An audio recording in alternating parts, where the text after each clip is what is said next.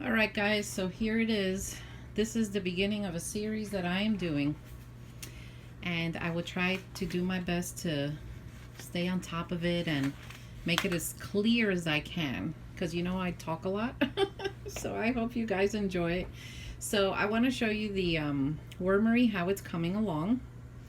So on this wall I have all my red wigglers. It starts over here and it goes all the way over there.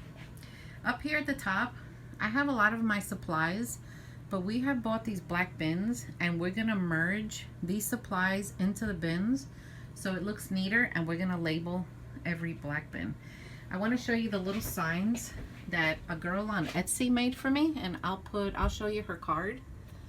So these are my red wigglers, and I have one on top of every section so that I can identify them. These bins are 20 by 5 by 15, and everything I have here, I'll do my best to link it down below in my Amazon shop. If you buy through the link, I get a small commission, supports my channel, helps me with supplies for the wormery and things like that. Over here is my European Nightcrawler, one of them, nursery bins where the babies are, but I'd have it here because I was working with it.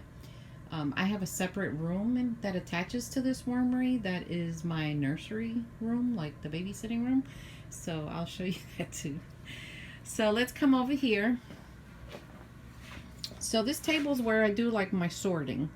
Like this is usually not here, but when I get an order, I have everything here, my scale, just everything ready to go. These are like some of the supplies I use. You know, I like to use straw and wood pine shavings, and these are some of the supplies I use for making chow.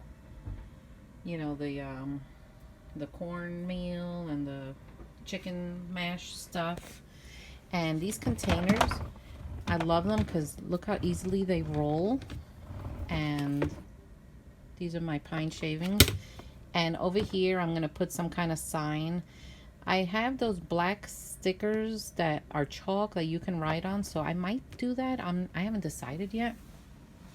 We're going to keep these supplies here. These are my shipping bags and my zip ties and stuff like that. And then over here, let's see, Joe has my glove supply here and tissues because I have allergies. So here I have my peat moss, and I have an old bag of Missouri that is like years old. It's empty. I gotta throw it out.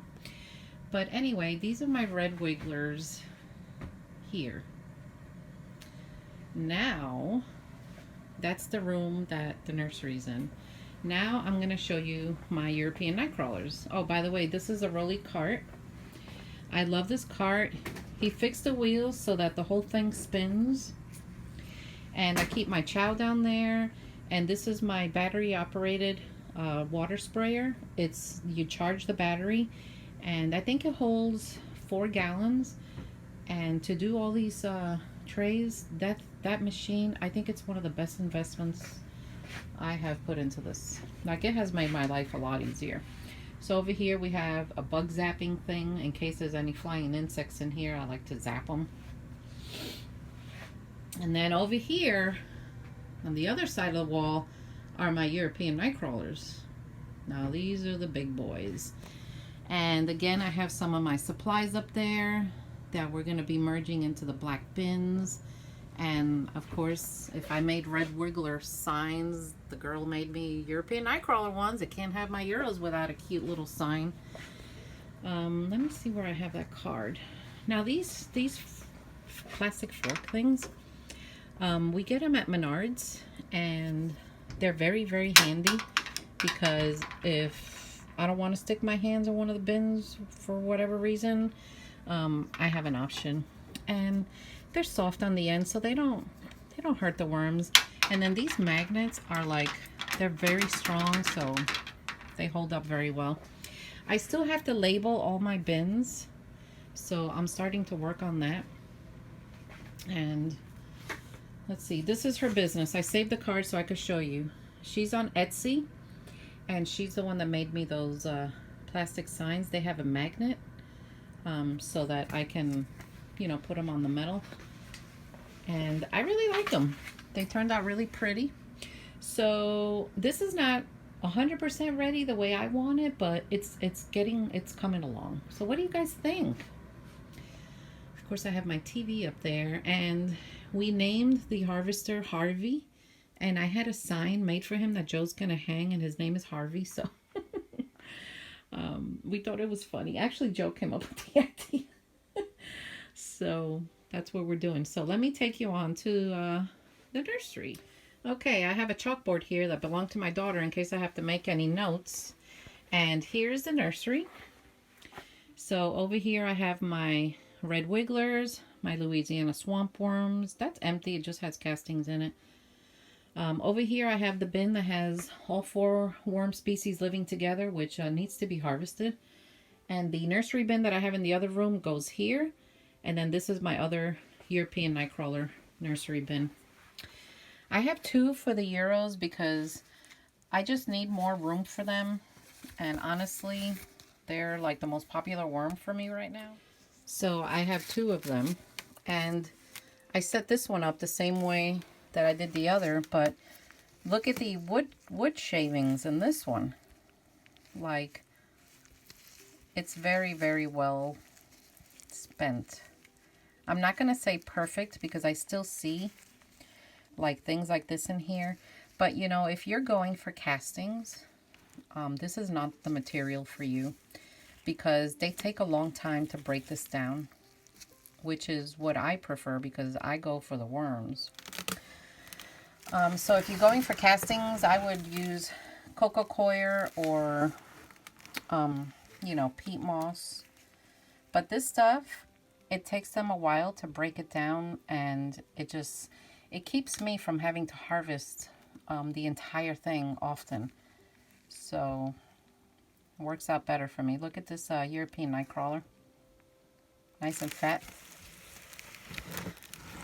So when they outgrow this bin, like I go through it and I pick out the big fat ones like this, something with a clitellum, and I count out how many I want.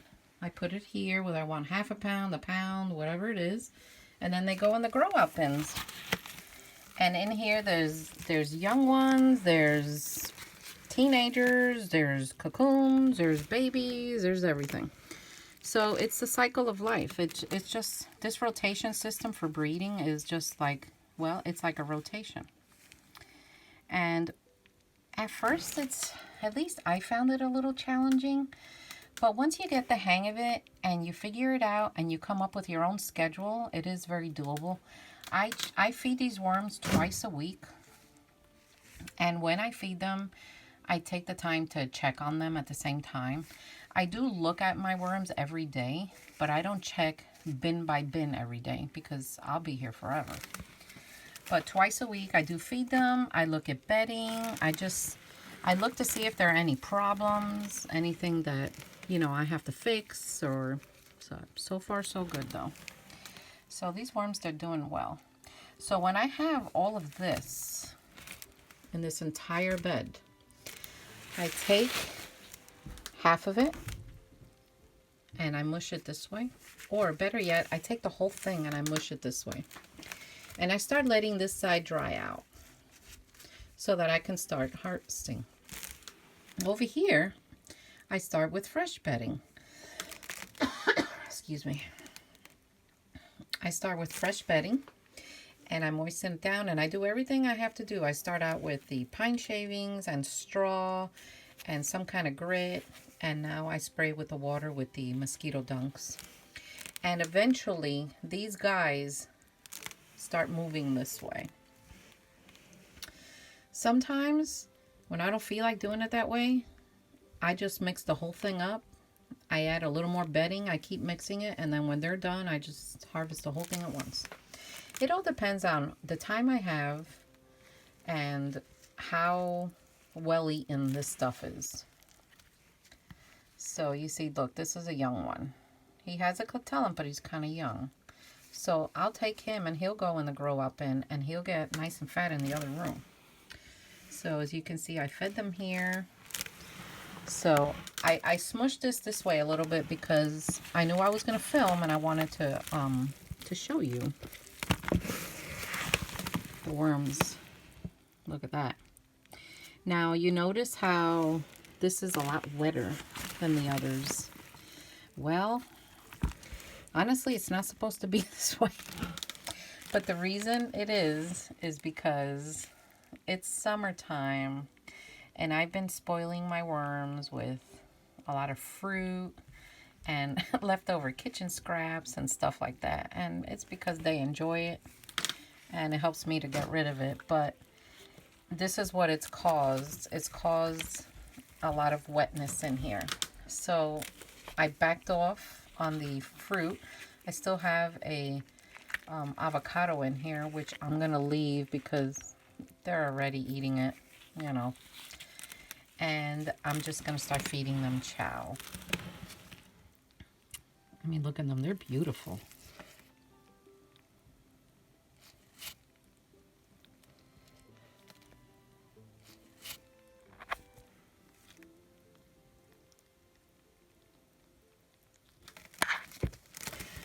So that's how this part works. And I take good care of these worms, guys.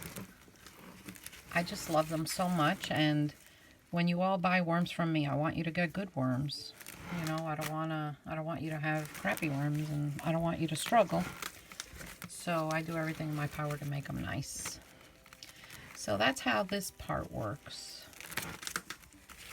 Let me cover them up again. This is the burlap. So through this series, you know, I'm going to bring you step by step with me, and I'll show you little things in between, other things, you know, just so you learn how to do this. When I was learning how to do this rotation system, honest to God, I asked a million people and no one would give me a straight answer. I don't do that. I share all my info because I want you to be successful also. And just because I share my info doesn't mean I'm less successful. So this is how this is done.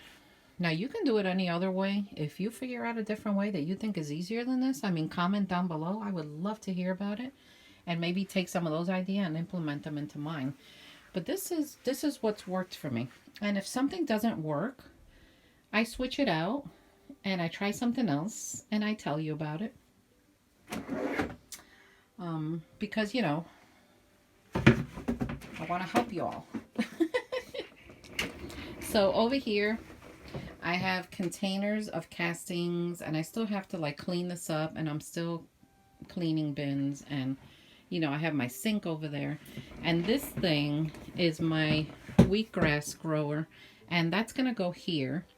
And the wheatgrass is also a rotation thing. So I start at the top and then I move it down and then I bring the next one, and it kind of goes like this, like an elevator. So it's gonna go here. This I got on Amazon. It's very easy to build. It's lightweight, and it can go here. And when I don't feel like growing wheatgrass, it just sits there. But for now I have it here because it's just easier and out of my way. So guys, if you haven't subscribed yet, subscribe to my channel. Give me that little thumbs up. Watch the videos. Share them. And I hope you like this series I'm going to do. And I hope you learn from it. I hope you learn a lot. And if you have any suggestions or different ideas, comment down below. I read every single comment that comes on my channel, and I do my best to answer questions. And if you're interested in worms, obviously I have a lot of them. thegardenandwormlady.com. So take care, and I will see you next time.